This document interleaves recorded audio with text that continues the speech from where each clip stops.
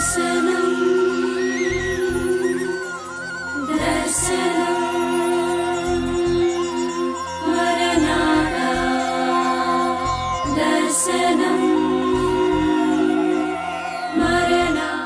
వాడు అలాంటి వాడు కాదు అని చెప్పుకుంటామా?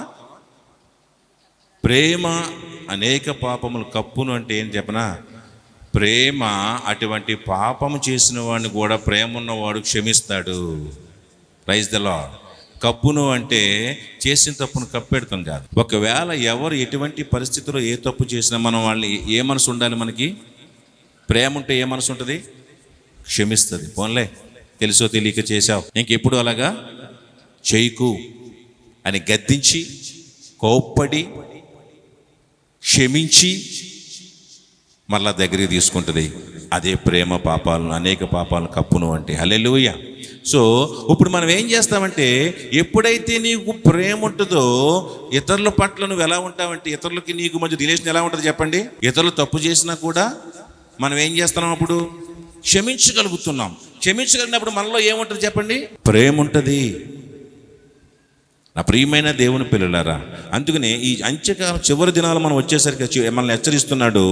ప్రేమ అనేక పాపములు కప్పును గనుక అన్నిటికంటే ముఖ్యంగా ఒకని ఎడల ఒకడు మిక్కటమైన ప్రేమ గలవారై ఉండుడి.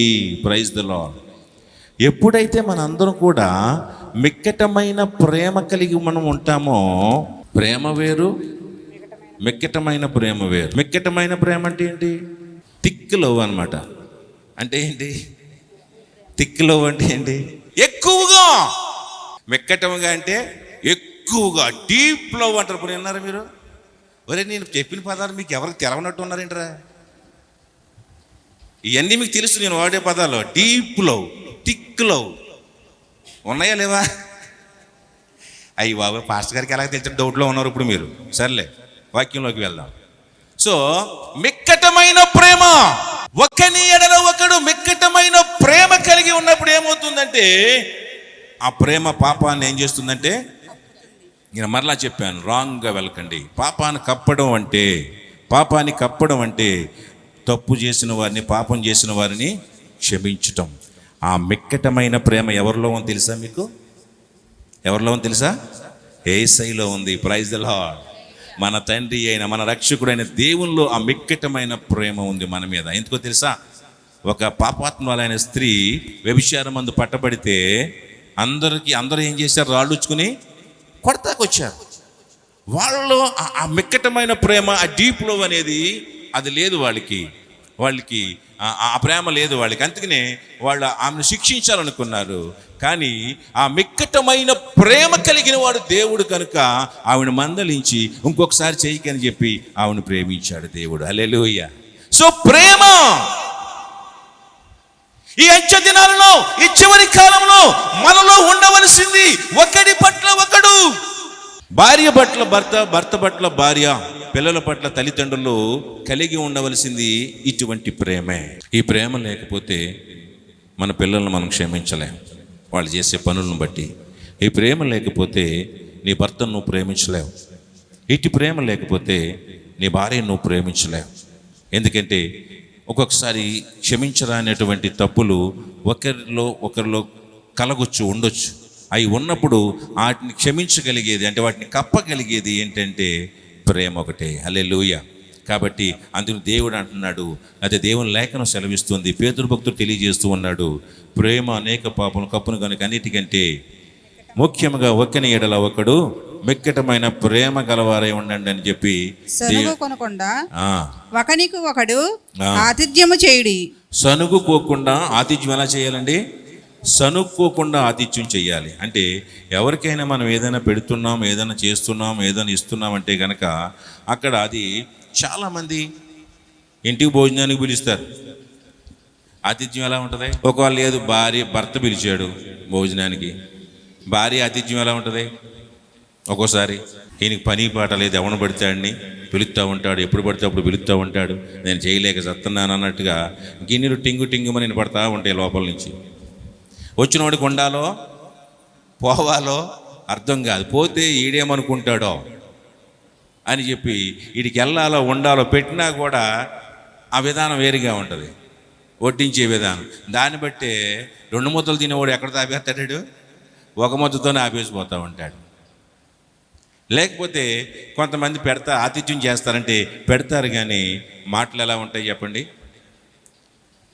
పెడతారు కానీ తినబుద్ధి కాదు. పళ్ళెం నిండా పెడతారు కానీ తినబుద్ధి కాదు. ప్రియమైన దేవుని పిల్లలారా, ఆతిథ్యం చేస్తారు కానీ, పిలుస్తారు కానీ, కొంతమందికి ఆ ఆతిథ్యం ఎలా ఉంటుందంటే అది సనుక్కుంటూ, మనకు తప్పలేదురా బాబు, ఈ కర్మరా బాబు అనుకున్నట్టుగా చేస్తారు.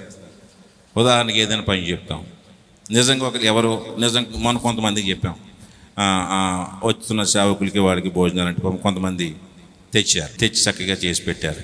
కానీ ఈ గొడవ ఏంటి, ఏదో అనుకుంటే 4 చెప్పాడు పాస్టర్ గారు, ఏదో అనుకుంటే ఏదో ఓడి దాంతో పోద్ది అనుకుంటే అని చెప్పి సనుక్కుంటా చేసామనుకోండి, ఎలా ఉంటుంది? జస్ట్ నేను ఉదాహరణ చెప్తున్నాను. ఏదైనా ఒకరికి ఆతిథ్యం చేసేటప్పుడు సనుక్కొనకుండా ఒకరి పట్ల ఒకళ్ళము అలా ఉండి సనుక్కోకుండా చెయ్యాలి అని చెప్పి దేవుని లేఖనము సెలవిస్తున్నట్లుగా మనం చూస్తూ ఉన్నాం. కాబట్టి ప్రియమైన దేవుని పిల్లలారా, ఇక్కడ మనం రోమా 16:23 చూస్తే, అక్కడ చూడండి, రోమా 16:23 ఆతిథ్యం చేసేట ఒక వ్యక్తి అంటాడు, నాకును యవత్స సంగమునకును ఆతిథ్యమిచ్చు గాయియు మీకు వందనములు చెప్పుచున్నాడు, ఈ పట్టణపు ఖజానాదారుడు. ఒక్క మాట సార్, ఇక్కడ గాయు, అక్కడ అపోస్తలైన పౌలు చెప్తున్నాడు ఇక్కడ, నాకును యావత్ సంఘమునకును. Praise the lord. కొంతమంది ఏంటంటే ఇక దేవుని సేవకుడు కాబట్టి అలాగూ ఆతిథ్యం ఇస్తారు, దేవుని సేవకుడు కాబట్టి ప్రేమగా, దేవుని సేవకుడికి ఎలా వడ్డిస్తారు? ప్రేమగా వడ్డిస్తారు. ఇసుకుంటారా? ఇది వేసుకోండి, కొంచెం వేసుకోండి, బాగుంటుంది పాస్టర్ గారు, కొంచెం వేసుకోండి అంటారు. మిగతా సంఘానికి కూడా నాకు వడ్డించినట్లే ఇంకో ముక్క వేసుకోండి మాస్టర్ గారు. ఒకవేళ వాళ్ళు తినకపోతే ఏమండి, ఎవరు వంటలు కుదరలేదండి మరి ఎందుకు తినట్లేదు? సంఘానికి అలాగే అంటామా? హలో. సో ఇక్కడ కానీ గాయు ఏం చేశాడంటండి, నాకును యావత్ సంఘమునకు ఆతిథ్యమిచ్చు గాయు మీకు వందనాలు చెప్పుచున్నాడు. హల్లెలూయా. అంటే దాని అర్థం ఏంటంటే, ప్రియమ దేవుని పిల్లలారా, మనం అందరికీ కూడా చక్కగా ఆతిథ్యం ఇవ్వడంలో ప్రేమ కనపడాలి. ఆ ప్రేమను మనం చూపించకపోతే కనుక నీవిచ్చిన ఆతిథ్యంలో విలువ ఉండదని నేను మీకు మనవి చేస్తూ ఉన్నాను. సో ఆ ఆతిథ్యం అనే దాంట్లో ప్రేమ కనపడాలి. ఆతిథ్యం అనే దాంట్లో ఆ ప్రేమ ఉన్నప్పుడే నీవు దీవెన పొందుకుంటావని మనం ఎలా ఉండాలంటే అటువంటి మనసు కలిగి ఉండాలని దేవుని లేఖనాలు సెలవిస్తూ ఉన్నాయి. ఇంకోటి తెలుసా, నీకు ఒకరి పట్ల ప్రేమ ఉంది అని వెల్లడి చేయడానికి కొన్ని పద్ధతులు ఉంటాయి. ఒక్కోసారి ఏదైనా గిఫ్ట్ ఇస్తూ ఉంటాం, అది ప్రేమను వెల్లడి చేయడానికి ఒక పద్ధతి. అలాగే నీకు నా మీద ప్రేమ ఉంది మీకు, లేకపోతే మీకు మీ పక్క వాళ్ళ మీద ప్రేమ ఉందని తెలియచేయడంలో కూడా ఈ ఆతిథ్యం ఇవ్వడం అనేది ఒక పద్ధతి. చాలామంది మీ మీద ప్రేమ ఉంది, మీరంటే ఇష్టం అంటాం. అది మీరంటే ఇష్టం అనేది మాటలతో చెప్తే అది ప్రేమ ఉన్నట్టు కాదు. కొంతమంది అంటారు, ఏదైనా ఇస్తేనే ప్రేమ ఉన్నట్ట అంటే. ఎంతసేపు సోది చెప్తావు నోటితో? నువ్వంటే ప్రేమ అని నోటితో ఎంతసేపు చెప్తావు? ఎన్నిసార్లు చెప్తావు? నీలో ఉన్న ప్రేమ మా అబ్బాయికి లేదా మా అమ్మాయికి నేను రోజు నువ్వంటే ప్రేమ అని చెప్పి అంటే సరిపోద్ది. వాళ్ళంటే ప్రేమ అంటే ఎలా తెలియాలి? వాళ్ళకి తెలుస్తుంది. వాళ్ళ మీద నాకు ప్రేమ ఉందని ఎలా తెలుస్తుంది నాకు? ఎప్పుడో ఒక రోజు బయటికి వెళ్ళినప్పుడు వాళ్ళకి ఏది ఇష్టమో అది కొనుక్కొచ్చి పట్టుకొచ్చేది అనుకోండి, వాళ్ళ మొహాలు ఎలా ఉంటాయి? డాడీ మీకెలా తెలిసింది నాకు ఇష్టమని, ఇదే తినాలనుకుంటున్నాను ఇప్పుడు అని చెప్పిన మొహాలు ఎలా ఉంటాయి? వెలిగిపోతూ ఉంటాయి. అది తేకుండా నువ్వంటే ప్రేమరన్నా కన్నా నువ్వంటే ప్రేమరన్నావు అనుకోండి, రోజును చిరాకు వస్తుంది, నిల్ డాడీ అంత మనం సాగకూడుతున్నాం. మనకున్న ప్రేమను వెల్లడి చేయడములో ఆతిథ్యం ఇవ్వడం అనేది ఒక పద్ధతి. హల్లెలూయా. ఆతిథ్యం ఇవ్వడం అనేది ఒక్కోసారి మన స్నేహితుని పిలిచి ఆతిథ్యం ఇవ్వచ్చు, మనం బాగా ఎరిగిన వాళ్ళని మన ఫ్రెండ్స్ని పిలిచి ఆతిథ్యం ఇవ్వచ్చు, లేకపోతే దైవ సేవకుని పిలిచి కొంతమంది ఆతిథ్యం ఇస్తూ ఉంటారు. ఎలా తెలుస్తుంది మీరంటే ప్రేమని?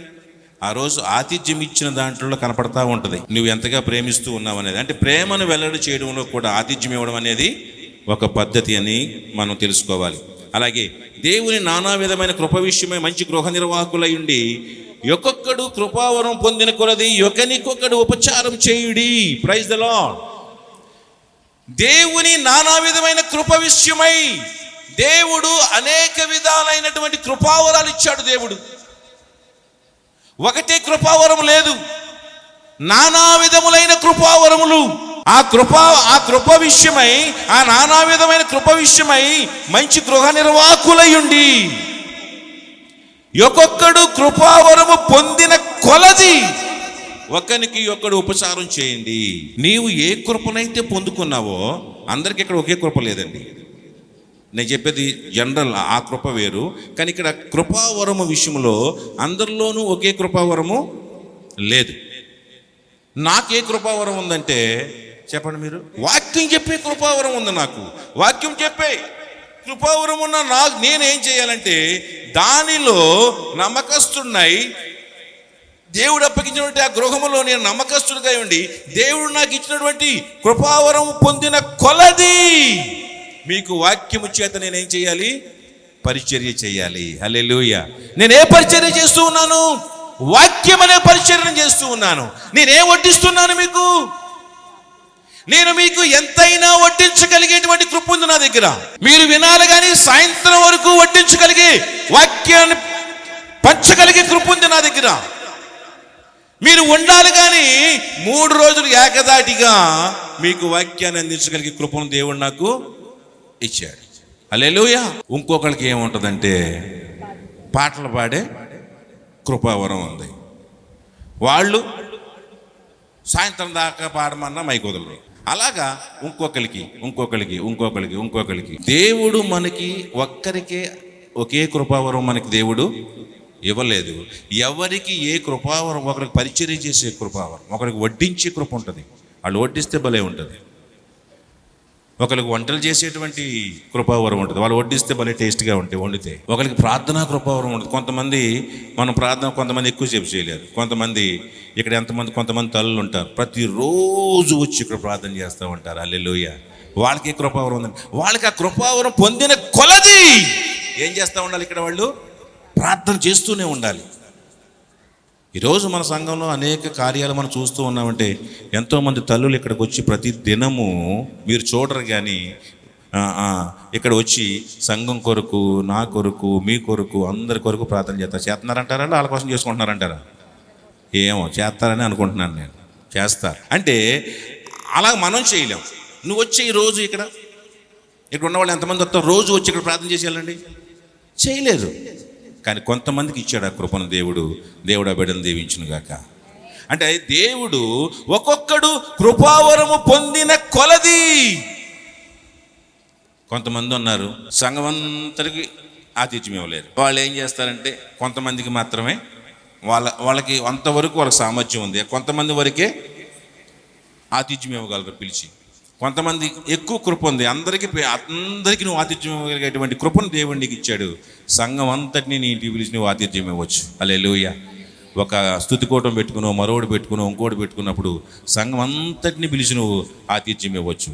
ఎందుకంటే నీకున్న సామర్థ్యము, నువ్వు కృపావరం పొందిన కొలది కూడా నీవు అది చేయాలని మీకు మనం ఇతరులకు సేవ చేయడానికి, అలాగే ప్రేమ కలిగి వారు దేవుడికి సామర్థ్యాలను ఇతరులకు సహాయపడేందుకు ఉపయోగిస్తారు. కానీ వ్యక్తిగత లోపం కొరకు, డబ్బు, కీర్తి, ప్రతిష్టల కోసం కాదు. కానీ మంచి నిర్వాహకులుగా. ఎందుకు అందరినీ పిలిచి మనం ఒక సంఘాన్ని అంతని పిలిచి భోజనాలు పెట్టేది మన గొప్ప కోసమా? మన గొప్ప చెప్పుకుంటారని అని నువ్వు పెడితే కనుక అది తప్పు. కానీ వాళ్ళను ప్రేమించి దేవుడు నీకు ఇచ్చిన కృప కొలది అందరినీ పిలిచి నువ్వు ఆతిథ్యం ఇస్తూ ఉన్నావు. హల్లెలూయా. అది పేరు కోసం అనుకుంటే వాళ్ళకు దీవెన రాదు. దేవుడు నా బిడ్డలకు ఆతిథ్యం ఇచ్చేటువంటి, ఒకళ్ళని ఇంటికి పిలిచి నువ్వు స్తుతికోవడం పెట్టుకుని బిడ్డలందరినీ పిలిచావనుకోండి, వాళ్ళని ఎలా చూడాలి తెలుసా? వీళ్ళకి ఈ ఆతిథ్యం ఇచ్చి భోజనం పెట్టి కృపను దేవుడు నాకు, అంతే తప్ప అన్నీ మనం ఏదో వండేశాం అలాగన్నట్టుగా గొప్పగా మనం ఫీల్ అయితే కనుక అది మనం నష్టపోతాం. కానీ ఎలా ఉండాలంటే మన పేరు కోసం కాదు మనం ఆతిథ్యం ఇచ్చేది. అసలు నిజంగా వాళ్ళకి పిలిచి భోజనం పెట్టే భాగ్యం నాకు దొరికింది అనుకోవాలి. హల్లెలూయా. అదేదో నాకు ఒక్కడికే పెడితే కాదు, పాస్టర్ గారికి ఒక్కడికి పెడితే కాదు.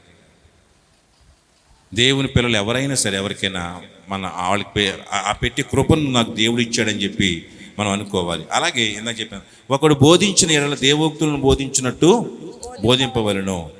ఒకడు ఉపచారం చేసిన ఎడల దేవుడు అనుగ్రహించి సామర్థ్యం ఉంది చేయవలను. చాలా ఇక్కడ ఒకడు బోధించిన ఎడల, నీకు బోధించేటువంటి కృపావరము నీకు ఉందనుకోండి, ఎలా బోధించాలి దాన్ని?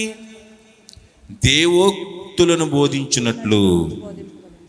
మన ఇష్టానుసారం బోధించడం కుదరదు, మన ఇష్టానుసారం మాట్లాడడం కుదరదు. ఎందుకంటే బోధించేటప్పుడు టీచింగ్ అయితే ఒక రకంగా బోధిస్తాం, అవునా? స్కూల్లో పాఠాలు అయితే ఒకలాగా చెప్తాం, లేకపోతే పబ్లిక్ మీటింగ్లో, రాజకీయ మీటింగ్లో మనం కూర్చున్న కార్యకర్తలకు బోధించాలంటే ఒక రకమైన బోధిస్తాం. కానీ ఇక్కడ దేవుని సంఘంలో నీవు బోధించేది ఎలా ఉండాలంటే చెప్పండి, ఎలా ఉండాలి? దేవోక్తులను బోధించినట్లు. నువ్వు బోధించేటువంటి బోధ ఎవరి మాటలు అంటండి? అవి దేవుని మాటలు. దేవుని మాటలు బోధిస్తున్న నీవు నీ ఇష్టానుసారంగా బోధిస్తే కుదరదు, కానీ అది దేవుడి మాటలని గ్రహించి నువ్వు బోధించాలి. హల్లెలూయా. అలాగే ఒకడు ఉపచారం చేసిన ఎడల దేవుడు అనుగ్రహించు సామర్థ్యమునందు చేయవలను. హల్లెలూయా. నీ సొంత శక్తి చేత కాదు. పరిచర్య చేస్తే, ఒక ఉపచారం చేస్తే నీ సొంత శక్తి, నీ సొంత జ్ఞానం చేయడం కాదు. నీకు ఆ పరిచర్య చేసేటువంటి, ఆ ఉపచారం చేసేటువంటి సామర్థ్యం ఎక్కడి నుంచి పొందుకోవాలి? నువ్వు దేవుడు దగ్గర నుంచి పొందుకుని చెయ్యాలి తప్ప నీ సొంత జ్ఞానంతో ఉపచారం పరిచర్య చేసేవనుకో ఎగిరిపోతుంది. ఇక్కడ అది ఎవడికి సహించదు అది. కానీ దేవుడి దగ్గర సామర్థ్యాన్ని పొందుకుని అప్పుడు నువ్వు పరిచర్య చేయాలి. హల్లెలూయా.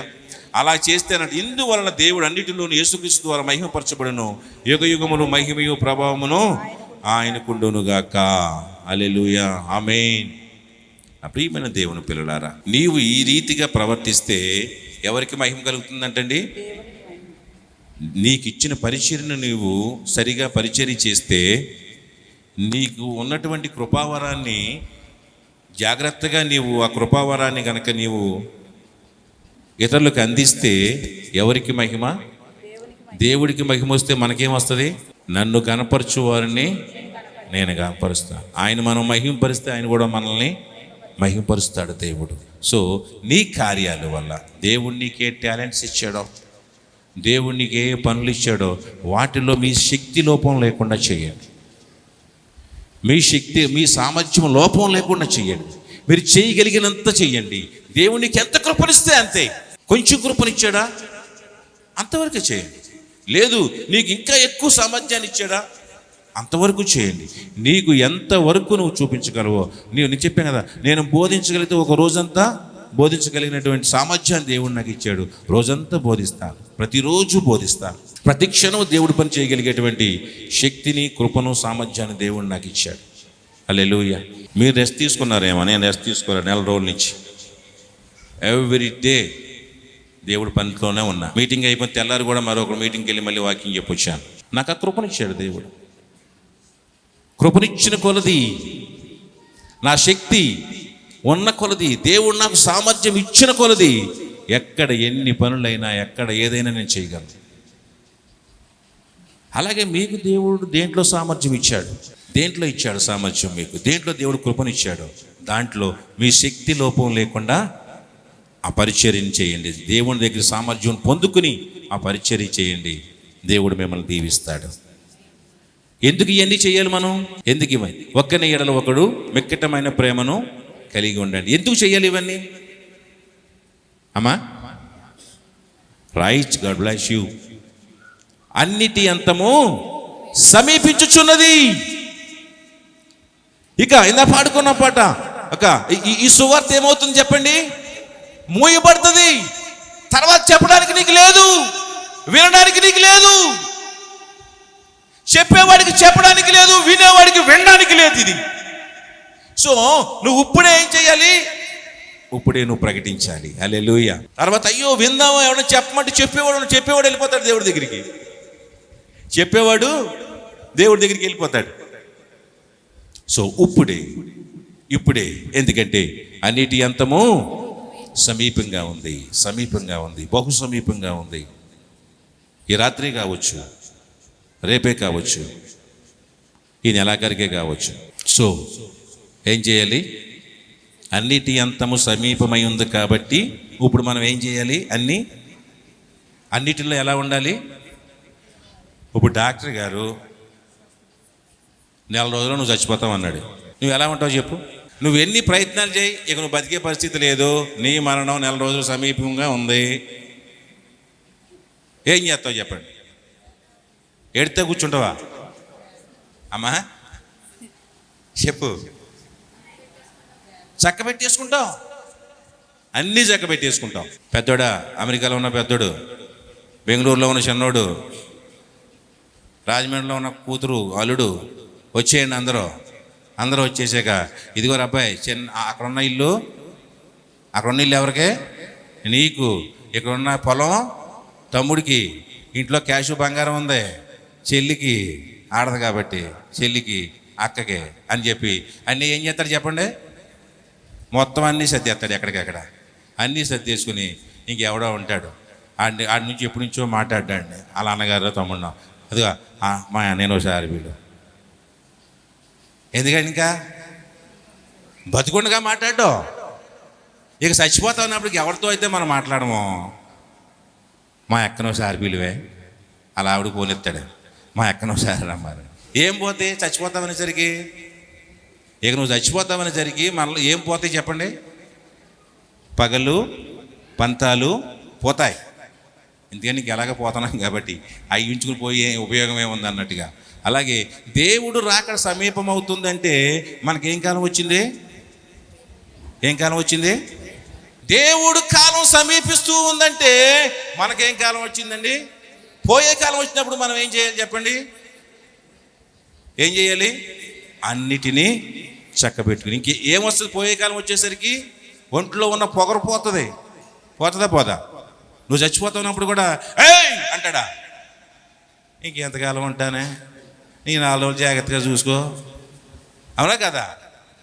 అదే నువ్వు 100 ఏళ్ళు బతికేస్తావు అనుకోండి, ఇటు పులైపోతాడు, ఇక మనం మామూలుగా బతకలేడు. ఇంక మనల్ని పోయే కాలం వచ్చిందనేసరికి, పోయే కాలం వచ్చేసరికి పొగరు పోవాలి. పోయే కాలం వచ్చేసరికి ఏం పోతుంది? పొగరు పోతుంది, అన్నీ పోతుంది. ఏం రావాలి చెప్పండి? ప్రేమ రావాలి. అందుకే దేవుడు చెప్తున్నాడు, అన్నిటికీ అంతము సమీపమై ఉంది. కాబట్టి ఏం కావాలి? ఏముండాలి మనలో? పొగరు పోయి ప్రేమ ఉండాలి. ఇతరుల మీద అహంకారం పోయి దీనత్వం రావాలి. నువ్వు చచ్చిపోతావు ఉన్నప్పుడు కూడా ఆడిని చంపేస్తాను, ఏం చంపేస్తాను అంటాడా? ఎంతకాలం ఉంటాంరా, ఎందుకు వచ్చిన గొడవలు ఇవి అంటాడు. సో పోయే కాలం వచ్చేసరికి ఏం రావాలి? అహంకారం పోయి దీనత్వం రావాలి, ప్రేమ రావాలి. సో ఇప్పుడు మనకేం కాలం వచ్చింది? పోయే కాలం అతి సమీపంలో. మీకు ఎంత బాధరా బాబు మీకు పోయే కాలం అంటే.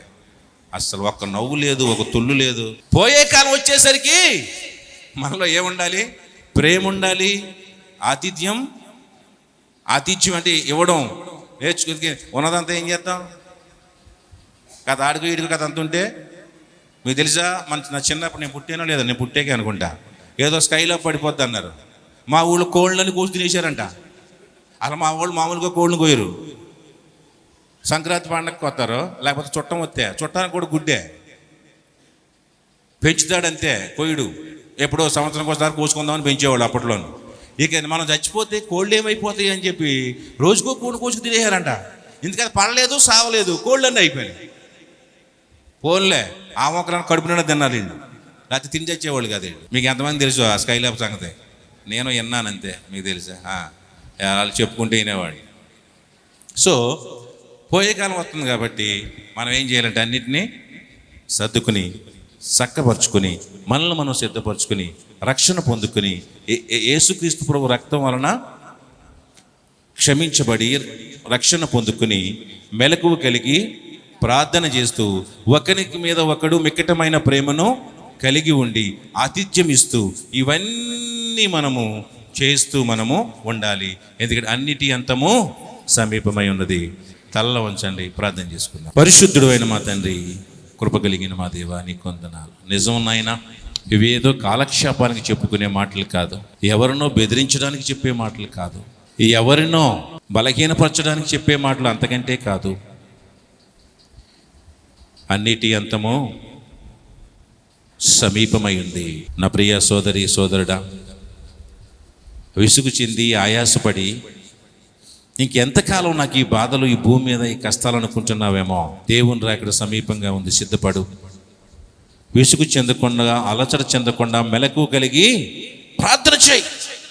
ఎంతవరకు నాకు ఈ బాధ్యతలు నేను మోయలేను అనుకుంటున్నావేమో, ఆ బాధ్యతలు ముగించే కాలం సమీపమై ఉంది. ఎందుకంటే క్రీస్తు ప్రభువు అతి త్వరలో నీ కొరకు రానై ఉన్నాడు. కాబట్టి సమయం ఉండగానే నీ బాధ్యతలు నీవు విసుగుగా చెందుకోకుండా, అది సంఘంలో నీ బాధ్యత అయినా, కుటుంబంలో నీ బాధ్యత అయినా, విసుగు చెందకుండా దాన్ని కొనసాగించు.